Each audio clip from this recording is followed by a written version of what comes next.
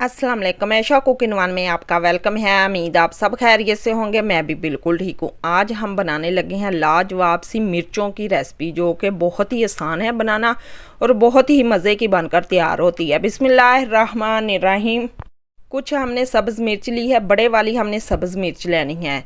इसे अच्छी तरह हमने धो कर खुश्क कर लिया। अब एक तरफ हम इसे काट लेंगे इस तरह। अगर तो ज़्यादा कड़वी है मिर्चें तो आप बीज इसके निकाल लें, अगर कम कड़वी हैं तो रहने दें। इसी तरह हमने तमाम मिर्चें काट कर तैयार कर ली हैं। अब इसके अंदर एक एक चुटकी हम नमक की शामिल करेंगे। गर्मी काफ़ी बड़ी हुई है, आप हल्की फुल्की भूख में दोपहर के टाइम इसे 1 मिनट में बनाकर तैयार कर सकते हैं। ये बहुत ही कम टाइम में बनकर तैयार हो जाती है। अगर आपका सब्ज़ी को दाल को दिल ना कर रहा हो खाने को, तो आप इस तरह ये 7 मिर्चें बनाकर तैयार कर सकते हैं। 1 चम्मच हमने घी का लिया है। अब इसमें हम मिर्चों को शामिल करेंगे और इसे अच्छी तरह हम फ्राई कर लेंगे। 1 मिनट लगेगा, ये अच्छी तरह फ्राई हो जाएगी और इसका कलर चेंज हो जाएगा।